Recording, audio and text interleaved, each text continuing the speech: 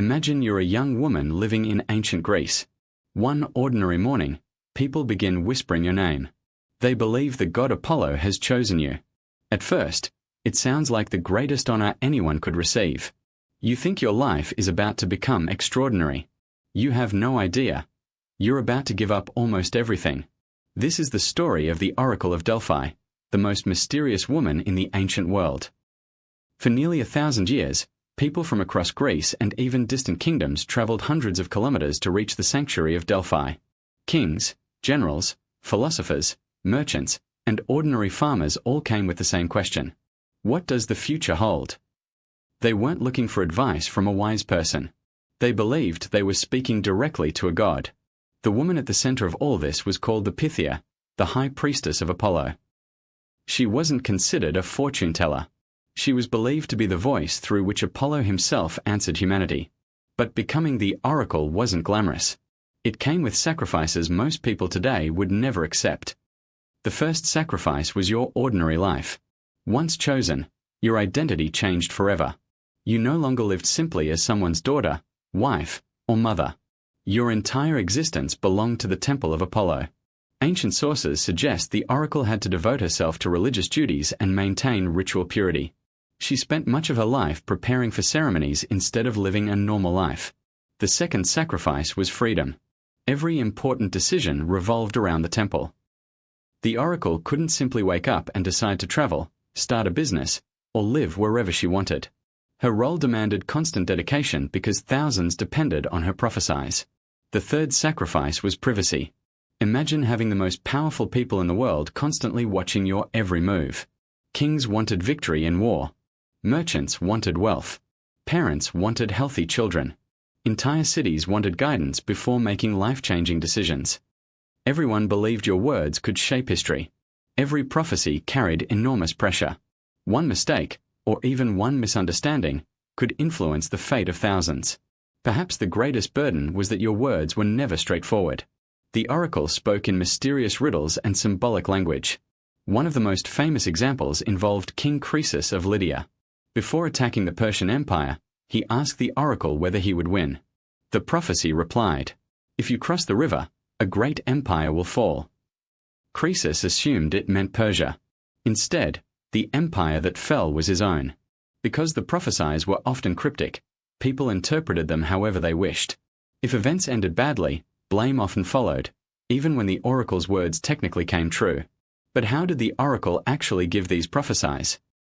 The ritual itself was unlike anything most people had ever seen. On the appointed day, pilgrims first made offerings and animal sacrifices to Apollo. These sacrifices weren't human. They were usually goats or other animals, a common part of Greek religious worship. Priests inspected the sacrificed animal for signs that Apollo was willing to answer questions. If the signs were unfavorable, no prophecy would be given that day. Before entering the temple, the oracle bathed in the sacred spring known as Castalian Spring. She purified herself with water and participated in religious rituals. She then entered the temple of Apollo. Ancient writers describe her sitting on a sacred tripod inside a special chamber called the Adyton. There, she held laurel leaves, Apollo's sacred plant, and sometimes a bowl of sacred water. Soon, witnesses said she entered an altered state. Exactly how this happened remains one of history's greatest mysteries.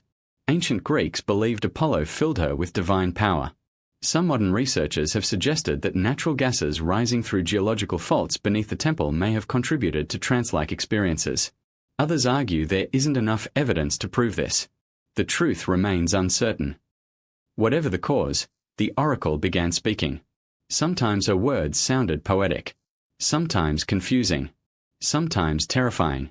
Temple priests listened carefully, interpreted what she said, and presented the final prophecy to visitors. This meant the priests also held significant influence over how Apollo's message was understood. The oracle herself rarely explained what she meant, and that made every answer open to interpretation. Despite all her influence, she owned little political power herself. She couldn't command armies. She couldn't pass laws. She couldn't force anyone to obey. Yet kings changed military plans because of her words. Entire colonies were founded based on her advice. Some wars began.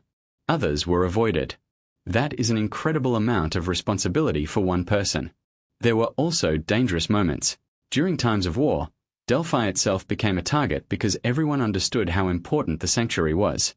Political leaders sometimes tried to influence the temple. Different Greek city-states competed for influence over Delphi, making the oracle's position even more delicate. And imagine the emotional weight. Every day, strangers arrive carrying fear.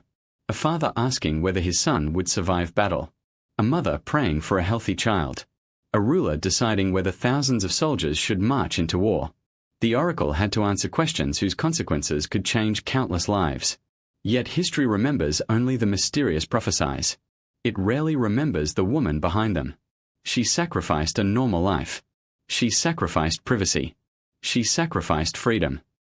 She carried the hopes, fears, and future of an entire civilization. And whether her visions came from divine inspiration, sacred rituals, or human interpretation, one thing is undeniable. For nearly 1,000 years, millions believed that the future itself spoke through a single woman sitting on a three-legged stool inside a mountain temple. That's what made the Oracle of Delphi one of the most fascinating and demanding roles in all of ancient history. Because sometimes, the greatest privilege isn't freedom. The greatest power isn't peace. And the loudest voice in history belongs to someone who was never truly free.